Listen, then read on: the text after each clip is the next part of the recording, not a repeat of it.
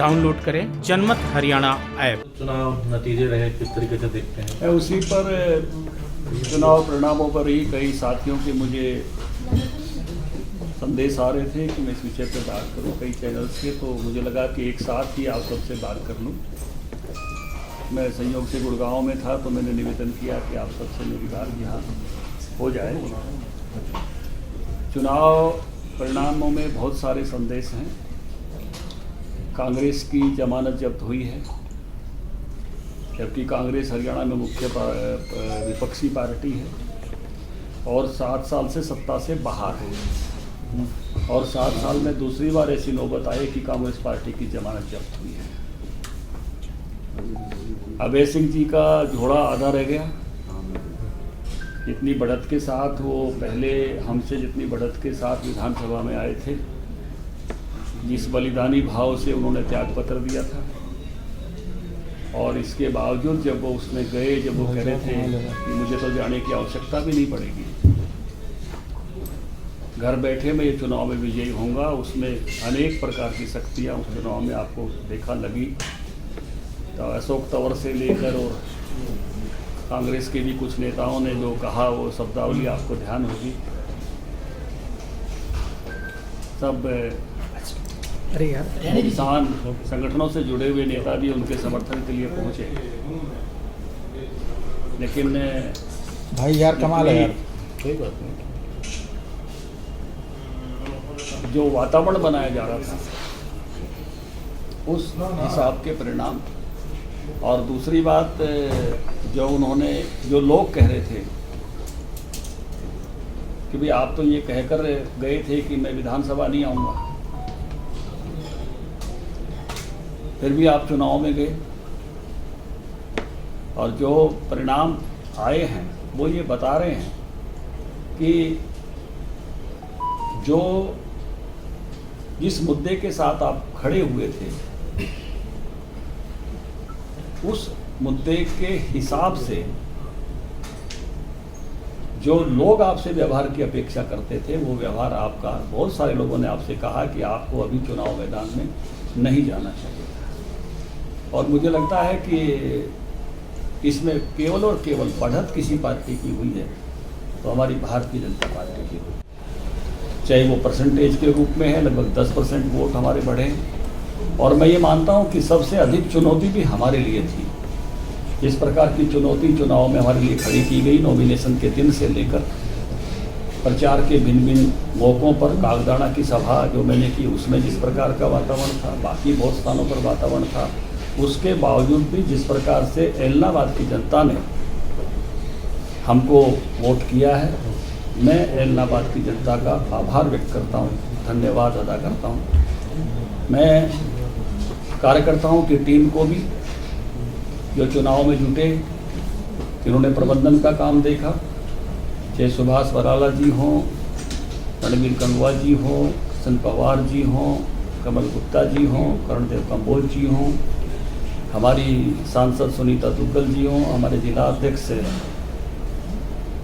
आदित्य देवीलाल हों, जजपाप की टीम में निशान सिंह हों, राजेंद्र लितानी हों, और जिन्होंने कैंपेन किया, हमारे मुख्यमंत्री जी, हमारे डिप्टी सीएम चौधरी अजय सिंह जी चौटाला, दिग्विजय जी चौटाला, खुद गोविंद जिस प्रकार से मेहनत के साथ लगे, इन सबको भी मैं इस बात का श्रेय देना चाहता हूँ कि जिस प्रकार का चुनाव एक अच्छे वातावरण में भारतीय जनता पार्टी ने बहुत संयम के साथ जिस चुनाव को लड़ा, जनता ने उस प्रकार का आशीर्वाद हमको दिया है, हमको उस प्रकार से वोट बढ़ा कर दिए हैं, हमारा वोट परसेंटेज बढ़ा है।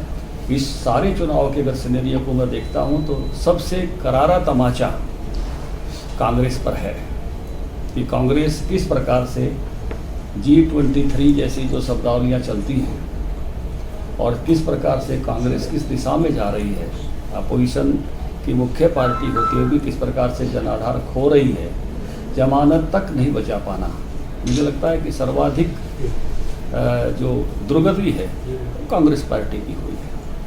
और दूसरा मैंने कहा कि अभय सिंह जी भी जिस बलिदानी भाव पर खड़े हुए थे, अपना झोला आधा कर वो दोबारा से लौटे हैं, भारतीय जनता पार्टी को जो मिला है उससे भारतीय जनता पार्टी के अध्यक्ष के नाते मैं इस बात से कार्यकर्ताओं के परिश्रम से और लोगों के आशीर्वाद के लिए मैं उनका धन्यवाद करता हूँ। ये भी बहुत सारे मैसेजेस इस चुनाव में हैं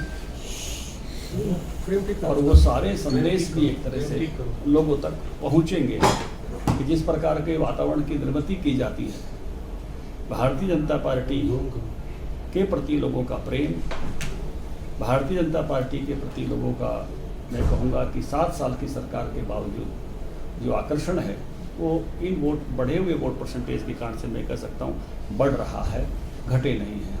हम जहाँ थे उससे आगे जा रहे हैं। ये बार बार कहा जा रहा था कि जो चुनाव नतीजे होंगे, जो ये उपचुनाव होगा, किसान आंदोलन की स्थिति स्पष्ट करेगा, तस्वीर स्पष्ट करेगा। ये बार बार इनेलो भी कह रही थी कांग्रेस पे कि किसानों का जवाब मिलेगा। तो इसको देखिए, किसान आंदोलन अब पूरी तरह से राजनीतिक आंदोलन है, पूरी तरह से उसमें राजनीति हो रही है, उसका किसान एजेंडे से कोई मतलब बचा नहीं है, फुल्ली पॉलिटिकल एजिटेशन है। अब किसी को इस बात में शक संदेह भी नहीं है और सब लोग उसको ऐसे ही देखते हैं। इलाहाबाद के लोगों ने भी उसको ऐसे ही देखा है। सर, पार्टी सत्ता में थी, इसके बावजूद चुनाव हारा गया, क्या कहेंगे इसको लेकर? देखिए, सीट पहले भी हमारे पास नहीं थी। मैंने पहले ही जब चुनाव लड़ने गए तब भी कहा था कि ये सीट जो है लोकदल की थी और लोकदल के पास सीट बची है, लेकिन आधी जो उनको पहले जितने वोटों से जीते थे उससे आधी वोटों से वो विजयी होकर आए हैं और हमारा वोट और परसेंटेज दोनों बढ़े। सर, अभय चौटाला ने कहा है मैं इलेक्शन जीत गया हूं लेकिन सरकार अब भी नहीं मानती है किसानों की बात, तो मैं फिर इस्तीफा दे दूँगा। आने की ज़रूरत ही क्या थी? ये तो लोग उनको यही कह रहे थे। इलाहाबाद की जनता उनको बार बार एक ही सवाल कर रही थी कि आप एक वचन पर चले थे, बार बार उस वचन पर टिके रहना चाहिए था। उनको इतना अपने लिए मोह क्यों उत्पन्न हो गया विधानसभा आने का? लोग ये भी कह रहे थे कि उनको मोह था तो अपने परिवार में से किसी को ले आते, कम से कम जो अपने शब्दों को बचाते, जो उन्होंने मीडिया के सामने कहे थे, इस्तीफे में लिख कर दिए थे। अपने शब्दों की रक्षा करते, उन्होंने अपने ही शब्दों की रक्षा नहीं की। राकेश टिकैत वहाँ पे गए, चंदूनी जी वहाँ पे गए, क्या लगता है कि उनका कोई प्रभाव इस चुनाव पर नहीं पड़ा? देखिए, निश्चित रूप से आप सबको इसका एक आकलन करना चाहिए। मीडिया भी नाना प्रकार से इसका आकलन करेगा और उसमें मैं सबसे जो इसको बात मानता हूँ, खेदपूर्ण बात मानता हूँ कि जिस प्रकार से भारतीय जनता पार्टी को चुनाव प्रचार करने में जिस प्रकार से रोका गया, जगह जगह अड़ंगे लगाए गए, सभा के सामने लोग माइक लेकर खड़े हुए, वो दृश्य भी आपने दिखाया होगा जिस दिन मैं नॉमिनेशन कराने के लिए गया था। उन सब चैलेंजेस के बावजूद भारतीय जनता पार्टी सत्तारूढ़ होते हुए बीजेपी बहुत संयम के साथ हमने चुनाव लड़ते हुए यहाँ तक पहुँचे।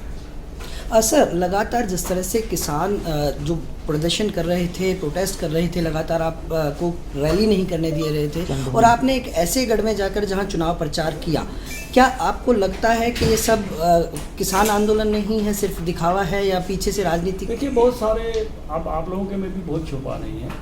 बहुत सारे स्थानों पर इन्हीं पॉलिटिकल पार्टीज के लोग जो हमारे सामने चुनाव लड़ती हैं वो किसान संगठनों के झंडे लेकर आते हैं और जो किसान संगठन के नाम पर करने वाले कुछ एक्टिविस्ट हैं या तो साम्यवादी हैं या ये इस तरह के लोग हैं, यही लोग सामने आकर खड़े होते हैं, उसका एक आडंबर ज़्यादा बनाते हैं कि ये किसान संगठन के नाम पर आगे, क्योंकि अपने झंडे लेकर खड़े होने का इनमें सामर्थ्य नहीं है।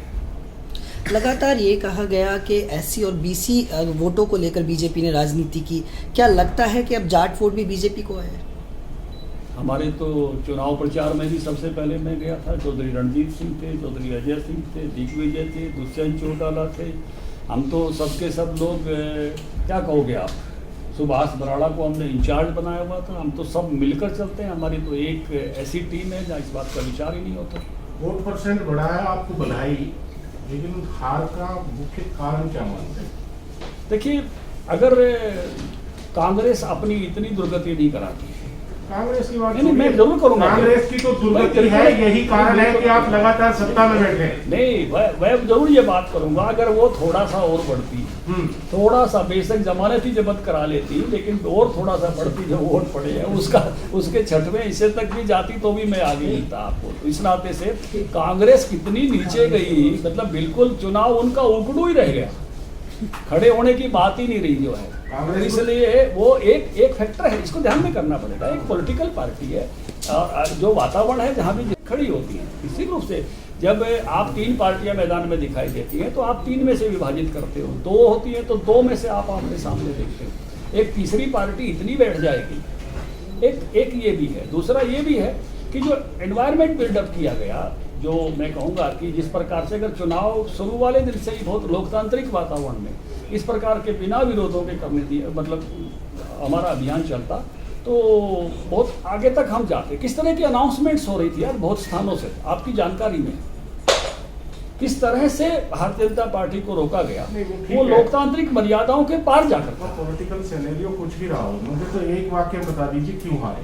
नहीं, मैंने बता रहा हूँ ना, हम आगे बढ़े हैं, हम जहाँ थे हम उससे आगे बढ़े हैं उस इलाके आप में। आगे और बढ़ रहे हैं, बेहतरी आप की तरफ आगे बढ़ रहे हैं, तीसरी बार फिर सरकार बनाएंगे। पेट्रोल गैस का कारण तो नहीं हो सकता, पर कारण पेट्रोल गैस के रेट बढ़ने का कारण तो नहीं हो सकता।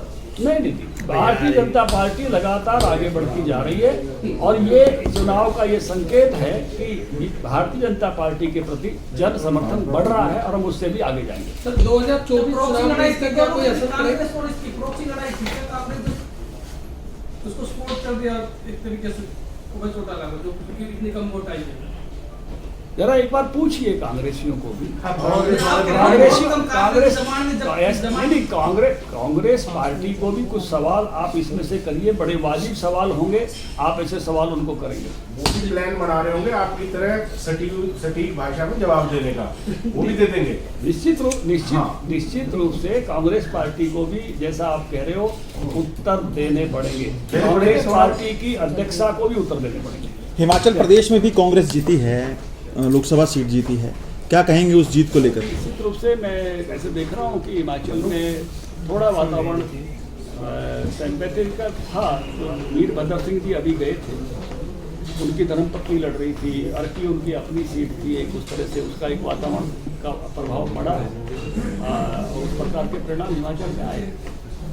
राजनीति के आगे, राजनीति के पीछे, हर हलचल को जानने के लिए हमारे YouTube चैनल जनमत हरियाणा को लाइक करें, सब्सक्राइब करें और अपडेट रहने के लिए बेल आइकन दबाना ना भूलें।